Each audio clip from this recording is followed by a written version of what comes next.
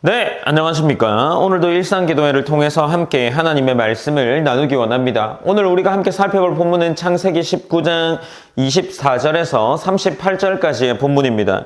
오늘 이 본문을 통해서 소돔과 고모라에 나타난 하나님의 심판과 심판 이후의 사람의 모습을 함께 나누어 볼 수 있습니다.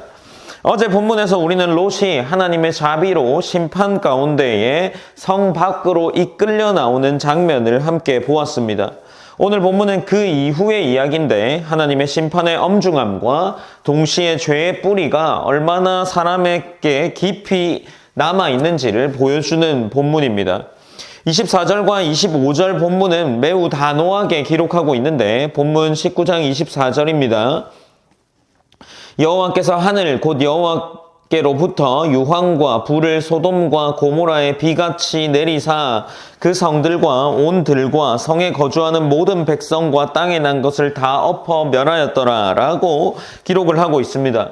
24절 본문에서는 이 유황과 불을 비같이 내렸다라고 기록을 하는데 이것에 있어서 이것이 마치 자연재해처럼 보일 수 있겠지만 심판의 주체가 분명하게 기록되어 있습니다. 성경은 이것이 하나님의 의도적이고 주권적인 심판임을 기록하고 있죠. 소돔과 고모라가 한 도시가 무너진 사건이 아니라 죄가 공동체 전체를 잠식했을 때 그 결과로 나타나는 것이 어떤 결과를 맞이하게 되는지 보여주는 대표적인 사례인 거죠. 하나님은 오래 참으십니다. 그렇지만 죄를 영원히 방치하지는 않으시죠. 본문은 그 성들과 온 들과 성에 거주하는 모든 백성과 땅에 난 것까지 다 엎어 멸했다라고 말하면서 심판의 전체적인 심판과 철저함을 강조하고 있죠. 26절에서는 롯의 아내가 등장합니다. 롯의 아내는 뒤를 돌아보았으므로 소금 기둥이 되었더라 라고 기록을 하는데 본문은 그녀의 이름도 말도 기록하지 않습니다. 단지 뒤를 돌아보았다라는 사실만을 기록하고 있죠. 왜 이런 기록이 있을까요? 아마도 마음의 방향을 보여주는 행동이기 때문이 아니겠습니까? 몸은 성 밖으로 남았지만 마음은 여전히 소돔에 머물러 있었던 겁니다. 하나님께서 뒤를 돌아보지 말라라고 말씀하셨는데 이것은 죄의 자리에서 완전히 떠나 단절될 것을 요구하는 겁니다. 롯의 아내는 그 요구 앞에서 마지막까지 자신의 미련을 놓지 못했고 그 결과 심판의 표징이 되고 맙니다. 27에서 29절 말씀은 다시 시선을 아브라함에게로 돌리고 있습니다. 아브라함은 일찍 일어나서 여호와 앞에 섰던 곳으로 나아갑니다. 근데 그곳에서 연기가 화덕 연기처럼 올라오는 것을 보게 되죠. 이 장면은 아브라함이 중보했던 기도가 떠오르게 되는 장면입니다. 그리고 29절은 중요한 신학적 해석을 제공한다라고 할 수 있는데 본문 29절은 이렇게 기록하고 있습니다.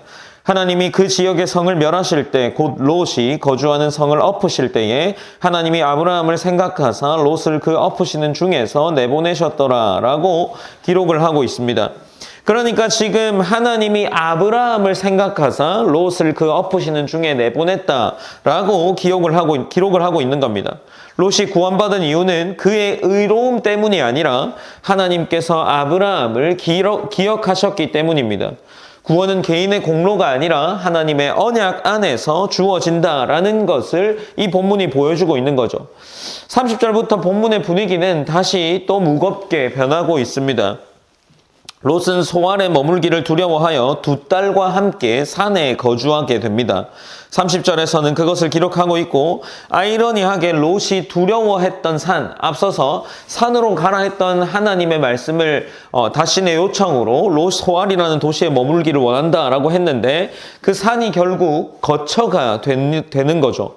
그리고 그곳에서 롯의 두 딸은 심각하고 왜곡된 판단을 내리게 됩니다.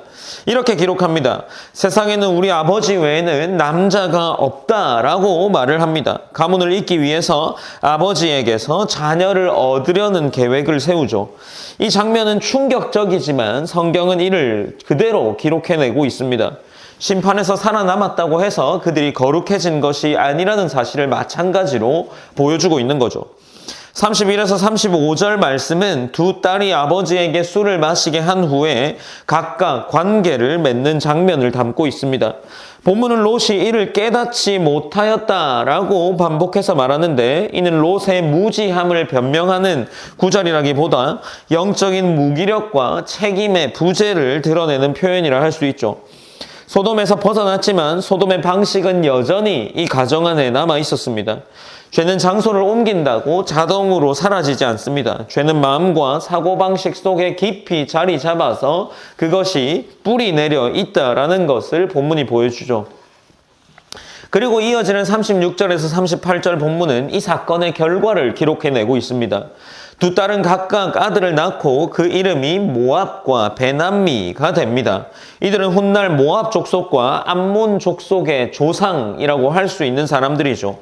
이 족속들은 이후에 어떤 관계가 됩니까? 이스라엘 백성에서, 이스라엘 역사에서 반복적으로 갈등과 긴장을 일으키는 민족으로 등장합니다. 성경은 이 민족들의 기원을 숨기지 않고 기록함으로써 인간의 죄가 개인을 넘어서 역사 속에 어떤 영향을 미치는지를 보여주고 있는 거죠. 동시에 하나님은 이런 뒤틀린 역사 속에서도 여전히 당신의 구속사를 이어가십니다. 인간의 죄가 하나님의 계획을 무너뜨릴 수는 없다는 것을 마찬가지로 보여주죠. 창세기 19장 24절에서 38절까지의 말씀은 심판의 엄중함과 인간 죄성의 지속성을 함께 보여주는 본문입니다. 의인이었던 아브라함의 조카 롯, 그리고 그 가족으로 새롭게 시작된 삶 속에서 죄의 본성은 여전히 자리 잡아 있습니다. 이것은 홍수 이후에도 소돔 이후에도 인간이 스스로 새로워질 수 없다는 사실을 여전히 보여주고 있는 거죠. 그래서 성경은 반복해서 우리를 인간의 가능성이 아니라 하나님의 은혜로 시선을 돌리게 합니다. 오늘 본문은 우리에게 묻고 있습니다. 우리는 죄의 자리에서 벗어났다고 말하면서 여전히 그 마음은 그곳을 향해 있는 것은 아닌지, 그리고 하나님의 은혜 없이는 한순간도 바르게 서 있을 수 없다는 존재임을 우리에게 이야기하고 있는 거죠. 우리가 이 본문을 기억하면서 마찬가지 오늘을 시작하며 기도했으면 좋겠습니다. 첫 번째는 죄의 자리에서 벗어나 있다고 해서 거룩한 자리, 혹은 우리가 신앙의 경건의 자리를 잘 지켜나갔다고 해서 안심하지 않고 마음까지 새롭게 하시는 하나님의 은혜를 날마다 구하며 살아갈 수 있기를 기도했으면 좋겠습니다. 그것이 우리가 일상기도회를 통한 기도의 시간들이 되었으면 합니다. 그리고 두 번째로는 심판 이후에도 드러나는 사람의 연약함을 보며 우리 마음이 여전히 하나님 안에 머물러 있기를 기도했으면 좋겠습니다. 우리가 오늘도 하나님 안에 거하기를 기도하면서 이 일상기도회를 마무리하도록 하겠습니다. 제가 기도하겠습니다. 사랑의 하나님 감사합니다. 하나님, 우리가 오늘도 일상기도회를 지키며 나아갑니다. 하나님, 이 자리가 복된 줄을 알고 여전히 하나님의 은혜 안에 머무를 수 있는 그러한 자리임을 알고 그렇게 나아갈 수 있도록 하나님 인도하여 주시옵소서. 언제나 하나님이 우리 안에 복을 주시는 것을 기억하며 오늘 하루도 구별된 하루, 하나님의 길과 하나님 자녀된 삶을 살아낼 수 있는 귀한 하루가 될 수 있도록 인도하여 주시옵소서. 모든 영광 하나님께 올려드리며 살아계신 예수님의 이름으로 기도드립니다. 아멘.